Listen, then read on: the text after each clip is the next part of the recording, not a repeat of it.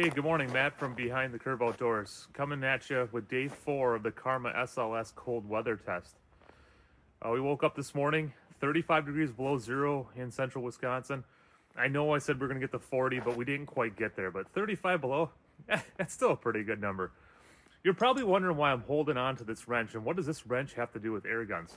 Well, I want to invite you along on this experiment that we're doing. And I want you to experience maybe a little bit of what the air gun's going through and like the things that I'm kind of experiencing as I'm out here in this cold weather working with the air gun. If you have a wrench similar to this, bigger, smaller, it doesn't make a difference. Go ahead and take it and leave it in your freezer one morning on your way to work. And when you get home, take that wrench out of the freezer and see how long you can hold on to it before that cold seeps into your fingers and you got to put it down because it aches a little bit. And then go ahead and like spin this mechanism. And I'm sure you're gonna find that like this mechanism, it doesn't spin quite as freely as it did when it was warm and inside the garage and happy and oiled and all that good stuff, right? Cold weather really has an effect on mechanical objects, right? So behind me is my truck. It's been sitting outside too, right? But if you take a look at cold weather and like as it gets colder, right? Fluids become more gelled up. Oils all of a sudden are not less viscous.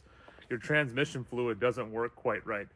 20 below zero, the truck here, the diesel fuel starts to gel up, and now we have running issues. So, you know, when we're talking about 35 degrees below zero, mechanical things really have a hard time running. Well, the air gun has now been sitting in below zero weather for the last 48 hours.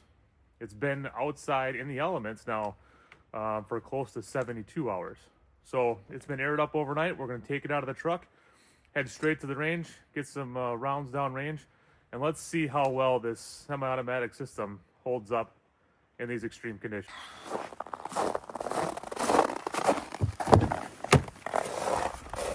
Okay.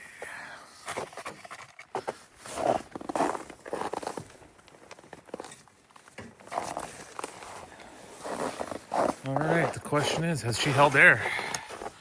And still holding strong, right where we left it last night when we parked it. All right, let's get to the bench.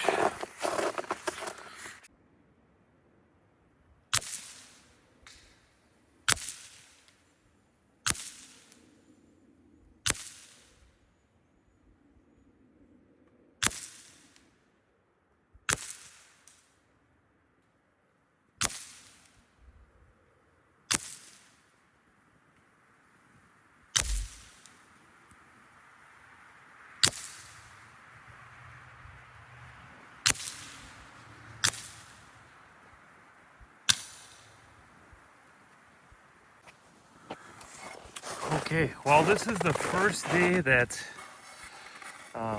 that first shot wasn't exactly where I wanted it. But as you can see, it's pretty windy today. I had to weigh down the target because it keeps blowing over on me. But that semi-automatic system, it still worked flawlessly. I cycled the entire magazine through the gun, no problems. And looking at that group, I'm still not heartbroken over that. 48 hours in below zero weather. My fingers are frozen, frozen right now. And we're still, you know, put my thumb over the top of it, you know, tip of my thumb. Still, for the most part, pretty solid.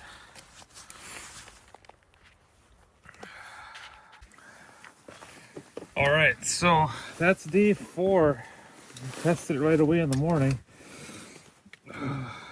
I wish I could, oh boy, I wish I could explain to you guys this how bad my fingers hurt right now. As you see, like, I just dropped this magazine on the ground because like my fingers are freezing and it's hard to hold on to anything. We're gonna load this thing up and we are going to throw it back in the truck and see what she does. Let's give her some more time.